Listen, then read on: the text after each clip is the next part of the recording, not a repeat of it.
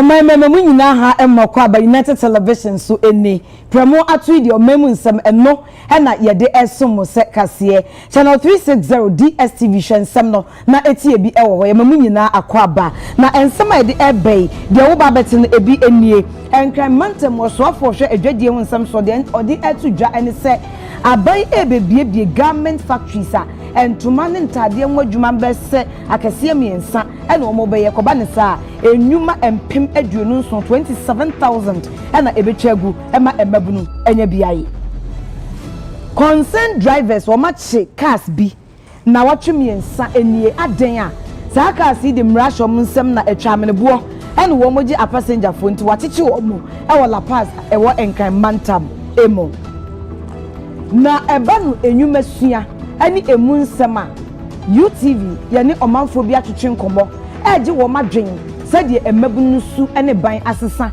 ɛwɔ ho ene sɛdeɛ bi mo so ehu enwuma esua ensɛm no bebre ɛka we ho mede bɛma wo ɛwɔ premto breka sieboy emo this way chocolate drink de wo hia ɛyɛ ensohye ɛno a ɛna yenom afei uko edwa so a special drinks ɛwɔ ho ɛna special ice nsuo so ebo ni chidom yɛde soma ho yɛde mayema no ɛno a ɛna ɛkro ɛboɔ no ɛda from say after best point savings and loans the best assurance ne sika ho dwa ani sika ho hyehyɛ pa ema wo dachi eno ena yeye enwekwen adaroma yede nsam no eba obanima afia kyereme ena mesom yentie ensam no enchiemu yi osofo hwe adwadie ani infididwuma ho nsam eso eye Elizabeth Ofosu ejare na wogina aban na nem ede atodwa se aban no ye nhyehyɛ bi a wode ne ntoma ebo ankrankradua no nti obebie factories akase miensa garment factories nti ntoma ne ntade ho adwuma ena ebeba so koba ne sa enwuma empem aduonu nson ena Ghana mabunu ensa ebeto so.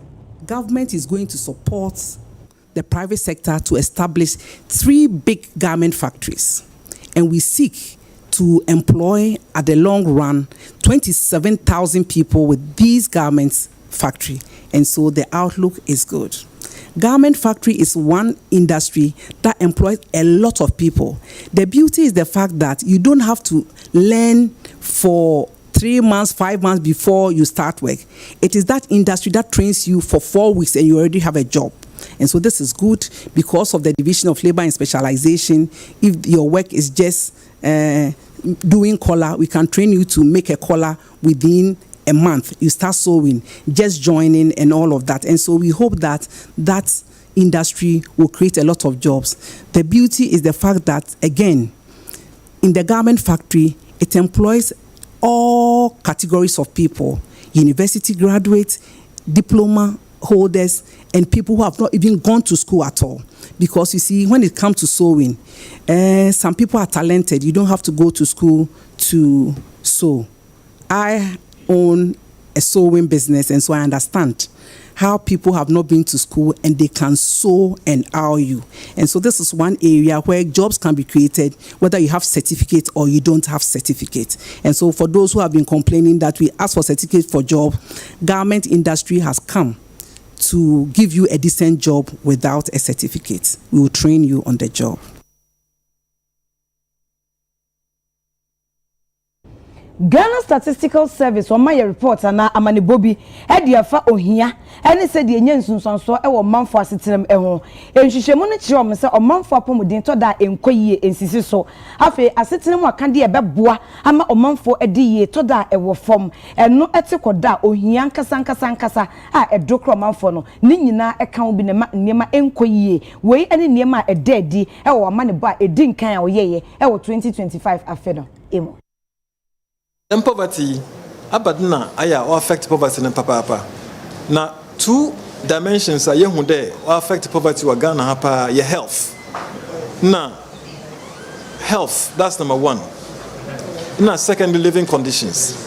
Into those two dimensions, no affect poverty papa. In fact, health contribute to poverty by 41%. Now for living conditions 34%.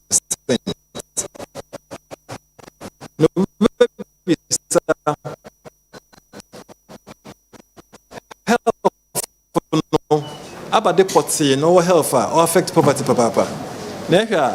Insurance coverage. or not affect poverty, papa. In fact, 26 or contribute to poverty about 26.5%. But nutrition also contribute to poverty. Like yen didimu year, ye didi year, and yen didi year. And also contribute to poverty, especially the children. Now, no, because contribute to poverty about 14.4%. Mechan living conditions also. Therefore, living conditions are overcrowding. Na toilet facilities, na housing conditions, intervention, deprivations are ones who contribute to poverty, papa. But data also trade. I wanna work with school. Aya one ohimusem ye kakra sen. I wanna one school kra. In fact, households are one heads one school kra.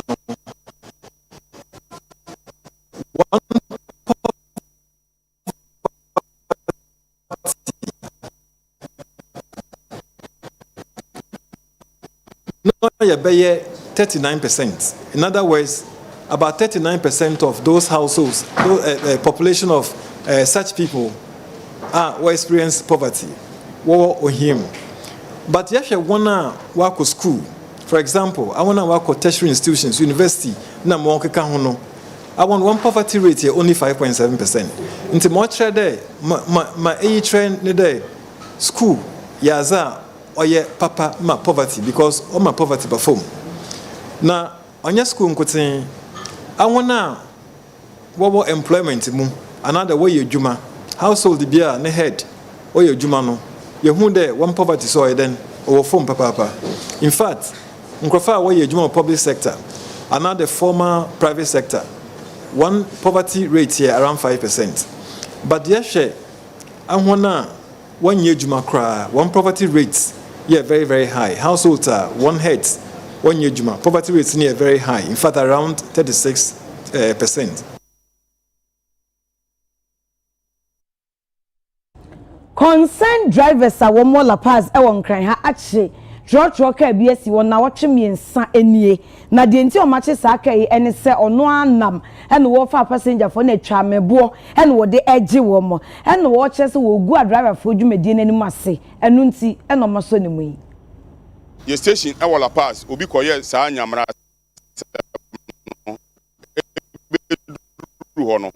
Car, ya impounded car for at least 3 weeks on your Juma. And our uncle sequence so enquire sa Yamana Semnibium. And intino the assembno ye car ye. Aba ye na so na akoye ye station driver no. Ono a me ne wo kasa sisi yi so hwefoni ya obehu se ono ne ho asem e na ye ka. And inti ye nationwide ade a ya fa to ye ho so ya fa coordinators ewie. Task force no so no GPRT esan se omo GPRT guards no. Ye the other unions they say concern true drivers Ghana committed any pro to any tiger for members e koka ho because sankrofo no ye chi omo a ye mfa ma omo ahogro so ye de emra emu ye den e na ebe wi omo ansa na other floating drivers no de ye wi a ye de omo ma mra na nkasa ama emra na omo edi eno ene ade a ye de esi ye ni so a ye yes drivers say shop na me no kasa yi GPR to national chairman regional chairman me ankasa me kan bi ye fa kwanso Madina Adenta Kasua Amasaman ye nankasa ye tu enwesi wo se sha se nne driver ni bia obetu anamona emfata no ye ne won di bedi se ne mra ne se enti ye ka Ghana fo nyina se won ka won komantom yem na asi no o me ntwam na aka no ye behwe se ye be amana asundwaba na o mampanyi do mama de me ka ni play amana ti ase se the whole Ghana driver fo nyina ye da na se if say ba bia petrol na bedrum ye nim se by next window be sa kofama Ghana fo hwe nim se ye de bibia beto abonte awom so koma beto anin.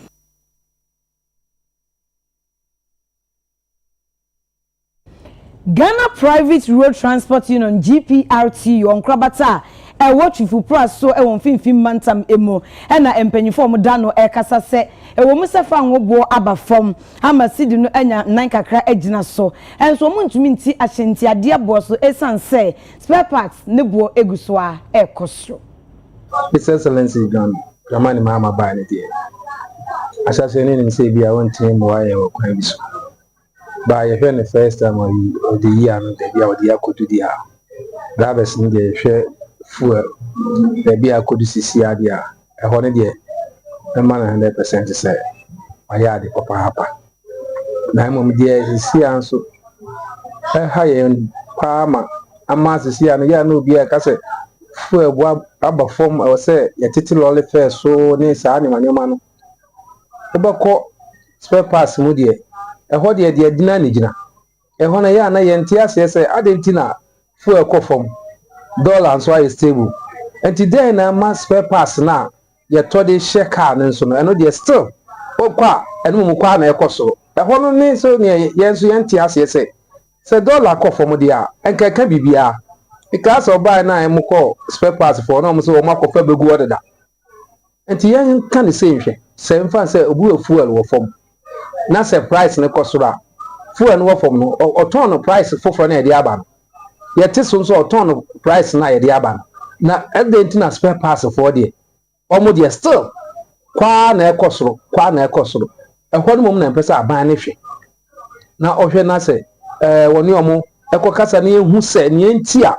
I'm a moment spare pass, so I'm a spare pass, no, a surround and the acquire an aircon. The best rabbi, best His Excellency. I'm on Penigon, Pranani Mahama. Because last week, Kumasi, we share AEB social media. Yes, the driver maybe could charge Manabroso. My police for city guard force the uncle bro I know a driver mate said DNT to fame non wakaja Manabroso. Uncle bro. Now DNT soon I had $2 so petrol coffin. Now no dear, ya the omope. Now driver phone qua the Bibina no many DH. I buy my at 50%, only 50%. I'm saying that is 50% in free roll fair. So minimum storekeeper book room ha. Saturday now, I'm share says that time when you're starting for 50%, you need to never new friend in your joint. If you need store, I buy station here, I be bisa say 50% in here. Yes, I buy seeing you know, yeah, now. And so, no store, your pen or turn, no. Into your best. The whole Ghana, Minka the whole Ghana, Minkanasa. I don't for Bibiania no many DH. That dear Tino be so torn in normal. Financier cylinder and get to a friend 6 kg. And who quite drink a last 3 days a buy. Omat 2. And so dollar and 2 more. That time near ton 205. Since 220. Obiako carrying chair, sir. But that was said that when in here said. And ye once the clear philosopher so obia bepe say obema na ni akon so ahwe say they are ban here no e kan na dia ye adwuma na nti e besre busumi mu da etwa so na NPP amanyuko na ekọ omo presidential prime minister enipa enum na ejinai na eno na party na ede ato dwa so maye krado ahoboa kwan so a omo behwa ma prime minister na aye pepepe na akoso fan e wa breko a watimi ana waka me bia na chimato bia emedwumedie no emo wo chema delegates 211,849 and wo hwa kwan so wo mo beto wo aba e wo polling centers 333 e wo empesua ahanu aduoso ensia 276 constituencies emo na wo chema wo hyase anopa no nson na chese hwie be no mienu emode wo mo de abato no akọ awieye chairperson da NPP presidential elections committee ano Orua Joseph Oseusu Ekejo Wise NHS eniema bia wo so mo de boa ema prime minister ne ekọ no wo mo nsa atoso a wo mo de niema ni nyina ekọ enkita wudie mapom ni electoral commission for di bambo nhihye nyina nso wo mo de egu akwan so na Orua Oseusu echema wo say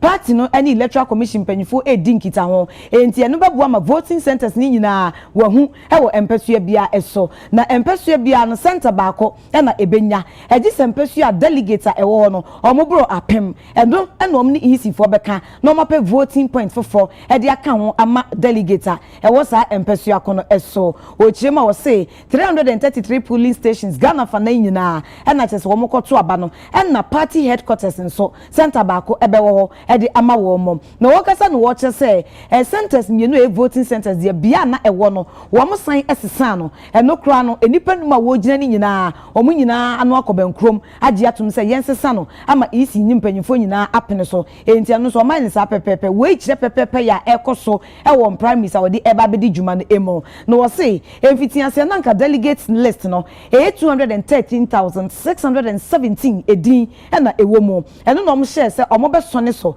omo hwemu a emu empimienu ahanwotwe aduonu enson wo mawuo enti wayi awufo ni nyina edi ede afi delegates list no emo eno mbe hu se emu 653 nso na omo ye party ma se omo nye party ma bio enti omo so ayi sa edi ni nyina ede afri mo eno no omo yes ansa kra nyina ewie no omo be hu se delegates list edi aka eye 211,849 a omo se fata se otumi ejina na omo to abanti sankofo na eno omo beto aba general busumi ne da etwato na onobu osewusu echirema wo se ekobase omo to aba ewie a abato no eto ne kenkan ye boaboa no results e de beto dwani nyina eye electoral commission for ene bedi djuma etisa enti ebedi nkan e declare bia na e polling center ene e be declare ye wi aya bochi akọ regional centers no na kra no party headquarters ye declare results no e wo enkran enti o se e be official presentation bia se oh esuo asemasi obenten ono ne yaso ne nsa se why flag bearer e de ama NPP amanyoko no e be koso e wo party headquarters e ba no bambon so mu a woni aposifo akasa nti biye bebe se eduoson aposifo eduoson e de ko oha eduonum de omo betumi aboban pa e de ama wo mo e wo polling center bia asoja fo kakra de omo bagim ata aposifo na chi amadwumedie no akoso ni tichiu e wo upper east mantam no emo e no so omo nyina so na kobenkom se obi ye proxy se bia efi a chemini ho enti anwofa nyina manem entoma ba mamena so matwam o ma anya proxy voting bia e wo primaries no emo enti se de bibia da na kwam kama ama enipa enum ati se nyame ya aduma busumi mu da etwato wo gina e Dr. Alhaji Mamudu Baumia engineer Kobena eje Japan Kennedy Ohini Japan na Dr. Brian Echampon ansana Dr. Yo se edichum eka ho wei ene empanyifo enuma party no aje omatum se wo mu egina e wo primaries no emo ama delegate akosone so ato wo so aba e wo Ghana afanan enyina yadaso e wo NPP ensem no mo delegates ana prime minister wo ba be emo na eno na delegate a wo e wota no north abato mpesua eso e wo afu mantam no emo se wo ma chita nyina wo chechira se kutu se bam wo mo de ma kane Ghana mampanyi abedechie Dr. Alhaji Mamudu Baumia pani nyina fata de but dipa efese yetoa abama na tumi no nya no ebe mu forma ya na se be ne ye no ni nya no enye din ma ya dia is Dr. Baumia because okay the history of the party and as a Ghana elections they say will be for I mean new candidate and as a new person be the party be any no by na Ghana for the two because it's our tongue which now share Ghana politics here see uma ayi hu ayi nyina so yetibi yetensem no bi ana current president Papa Joma Mafiswa Ghana we should be where the next to President Mama Dr. Baumia because it didn't clear we are the fata but clear the to me to abani you know first Mama Omadi almost the new candidate never the new candidate ba no be share ubi a waton wa bia and say juma na ye beba form and the pan so obedi juma as vice president no wa nguna no wase wa ye juma sa drones na de enu ene moja na sefo ba no se bi Dr. Mahmoud Baumia de mo for ba ko bi ye hwe enter probability ya e ba ye na first no nipa do sen ene na itimi ye MTN mobile money transfers na say na sabi ye ne ye wo hoi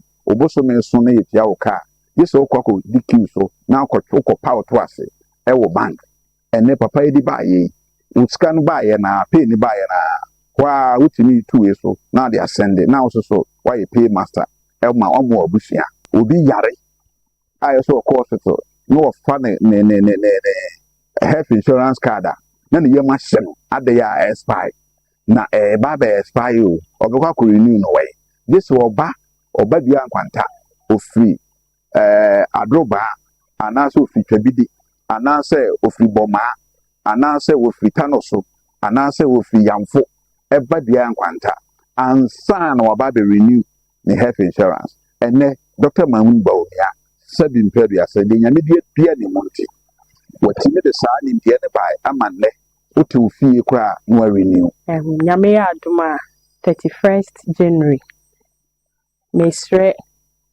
delegates nyina se obia nkoto naba emfama yen papa Dr. Mamun Bawumia na yehwe yen presidential aspirant ya Bawumia edemusronko ne kasa owo ahofama obre ne ho ase. He's very innovative. Say ni bibia edanso ena yehwe brewe na yewoma yehia leader oye innovative enti no mesre minuanum nyina se yentu yaba enfama Dr. Mamun Bawumia.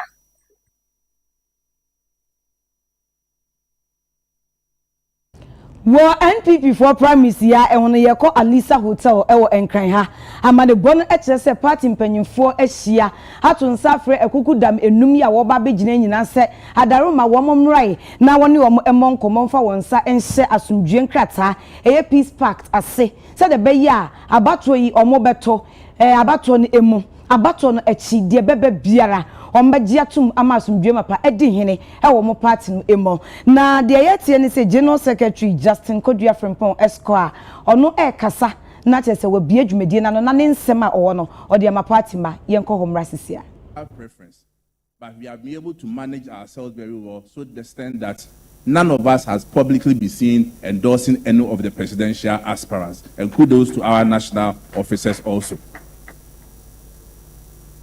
Acting Chairman, ladies and gentlemen, for every elections, what every aspirant expects is to see a free, fair, and transparent elections. And indeed, by conduct, at least by the Presidential Elections Committee, we can all attest to it that even in the compilation of the album, which is supposed to be the work of the Presidential Elections Committee, in order to ensure transparency and fairness, our aspirants have been involved from day one in compiling the album for the election, which is to guarantee free and fair election come January 31st. Again, also, with respect to security, I'm happy our revered IGP is here. What is important for us as a party is to make sure that aspirants, voters, and even those who have a role to play on January 31st will be able to do their work in a free, fair, and secure manner. And we are sure the IGP and his men will guarantee us total peace and security in all our voting centers. So IGP, I will not do your work for you, but I want to use this medium to send a strong caution to any person in our party or outside our party who has any intention of discrediting or trying to mar the beauty of our democracy come January 31st, that be careful. That on that day, the IGP and his men will apprehend anybody who tries to cause chaos on January 31st. The chairman, I cannot take my seat by also making this important comment to our aspirants.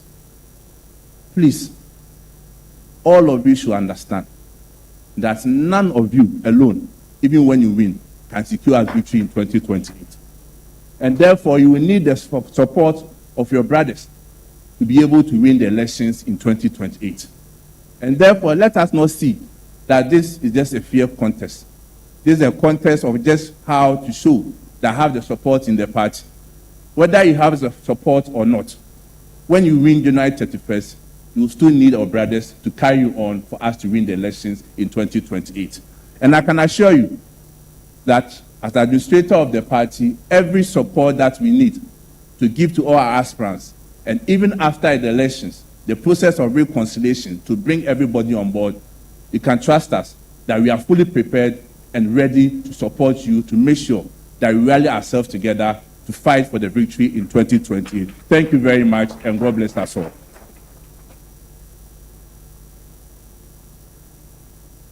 Thank you very much, General Secretary.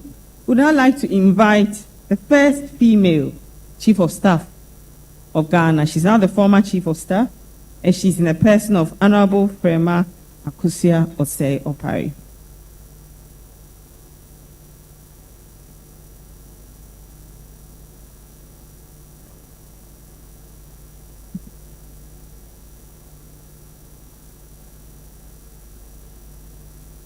The former President of the Republic of Ghana, His Excellency Nana Addo Dankwa Akufo-Addo, our Acting National Chairman, Mr. Dankwa Smith-Bute, the General Secretary and leadership of the New Patriotic Party, the IGP and his team, the Chairman of Council of Elders, Honorable Hackman Owusu-Agyemang, the Minority Leader, Honorable Osahene Afenyo Markin, the presidential candidates of the New Patriotic Party, representatives of the National Peace Council, and sorry for my omission, I should have acknowledged our former first Deputy Speaker of Parliament and Chairman of the Presidential Elections Committee earlier on, Honorable Joseph Osei Wusu. Distinguished party members, I'm delighted to be part of the signing ceremony of the Presidential Elections Peace Pact, as we commit to peace, unity, transparency, free, fair, and credible elections. I bring you warm greetings from the National Council of Patrons and commend all the 5 aspirants and your representatives for agreeing to sign the peace covenant. In the past few months, all 5 of you have been trekking and crisscrossing the nooks and crannies of our country, canvassing for votes and energizing the base of our party. The National Council of Patrons acknowledges the difficulties involved, energy required, and the resources committed towards this endeavor. Now, in less than 10 days, the highly anticipated 2026 NPP presidential primaries will take place across the country, and we all have a duty to remain united afterwards. Distinguished presidential candidates, in my work as the chairperson of the party's Conflict Resolution Committee from 2010 to 2020, it became clear that our electoral losses, both in parliamentary and presidential elections, can be largely linked to the many internal conflicts within the party and our inability to heal faster. We are unable to forgive ourselves, reconcile, and move on after our internal elections. The National Council of Patrons admonishes that under no circumstance should the choice of the delegate in any of our internal elections degenerate into irreconcilable disagreement, knowing that most of the positions in MPP remain elective positions. This peace pact that we are about to sign today is not only for aspirants and delegates, but also for all of us as MPP members and sympathizers. Therefore, the need for all aspirants to educate and encourage their supporters to see this important election as a time-tested tradition of our party, and we are all required to come together to prosecute the 2028 election. We need all hands on deck to win 2028. I urge whoever emerges victorious to embrace all other contestants and their supporters in a meaningful way by making them integral part of the campaign at all levels.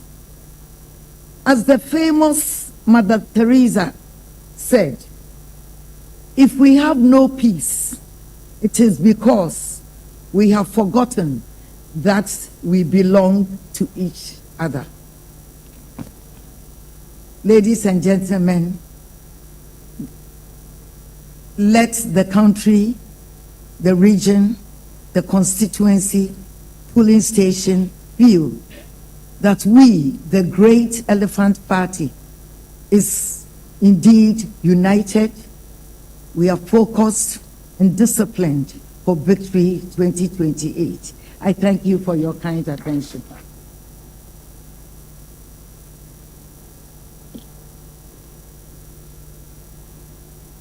Thank you very much, Auntie Frema. She's also the chairperson of the Council of Patrons for the New Patriotic Party.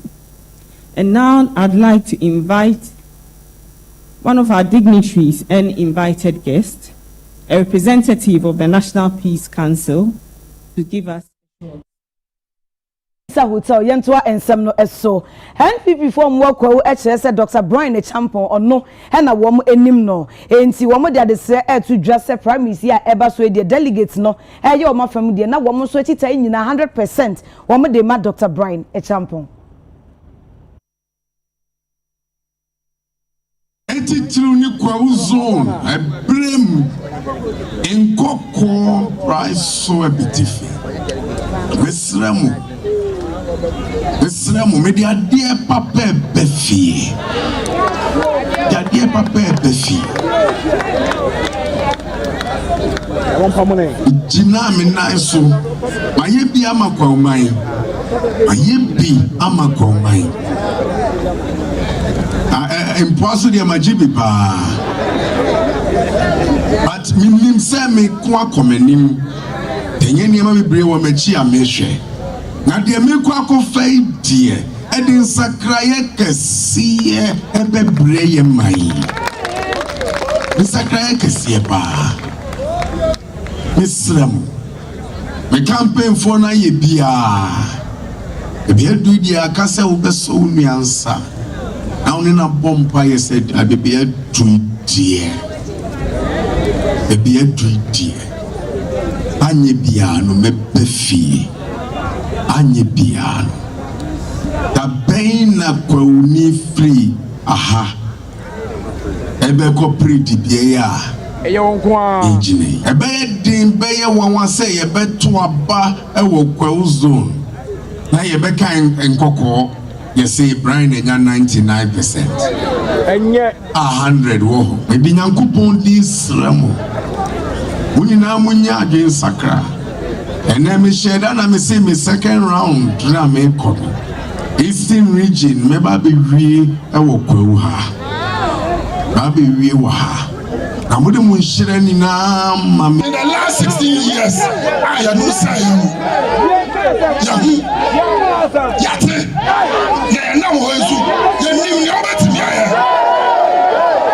Abusafo ene Ebitibe for nyina say omo declare omo support omo vote e dey amawo Dr. Brian Champon. In fact, delegates we bitibe nyina ni me dey nkomo say omo maka no omo mba ho dey ma 100%. Ensanu Juma entity emu no ye ni ebi ma twetwe nkomo e wala pass.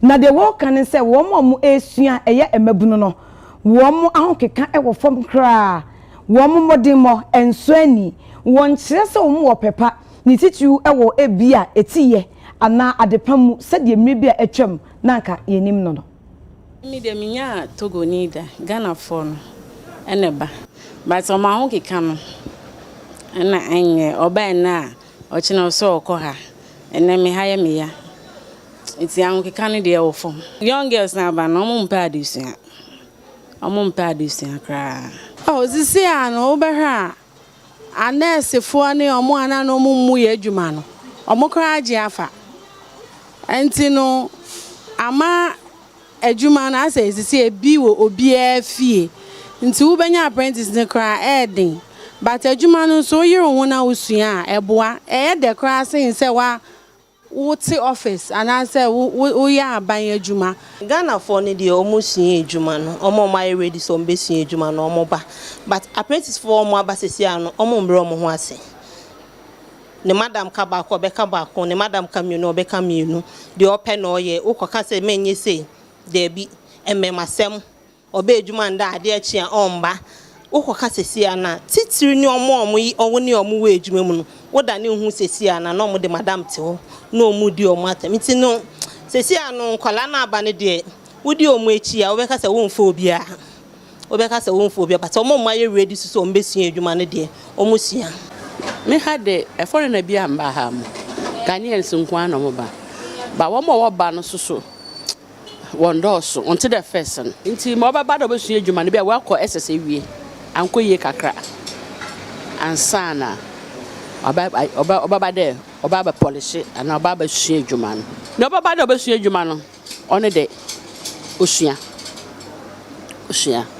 even though anya woni na wo wie mo ba dodo ara wo wie omo mpebre because adwuma ne bre wom kakra adwuma ne de bre wom se wo nya obi a wo ahokeka wontimi nsua adwuma no full time ne mo ne se adwuma ne de ene baby ani ho eye mre adwuma bi ani ho eda fom intino se wontimi anko school na se wo so besua adwuma e wasa wo de wo ho hye adwuma ne mo once awatu ho esi ho se bia me de afa na se mfemi no na besua adwuma ne de e wasa wotimi mia wani na wotimi twa sanfie na usua nso ebeboa wo ankanka ne omo a omo fi nkrase no omo mba akra dade a omo bebre omo ho ase se omo beba be yeye bo omo beba no se bebi a wapa omo se omo nda no e ho kra no mo de mema ba se bia o shop a o se bia o boa ne se on dem kakra no emu na echi o de mema ba mehu adwumasua ho mfaso chen se bia me ko school a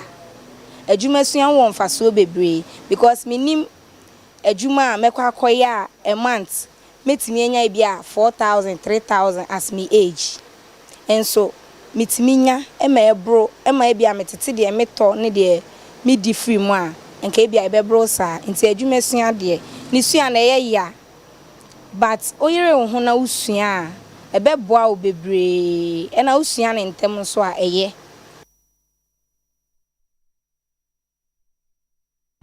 wo sheka say live United Television eso ye worship house Abeka Junction enkran ye dane ye ho akogye enkrato ye ba bongo difara agropama so ensem Prem to breakers ye boy eye Ecobank adaroma en waso yasene ama ye de bro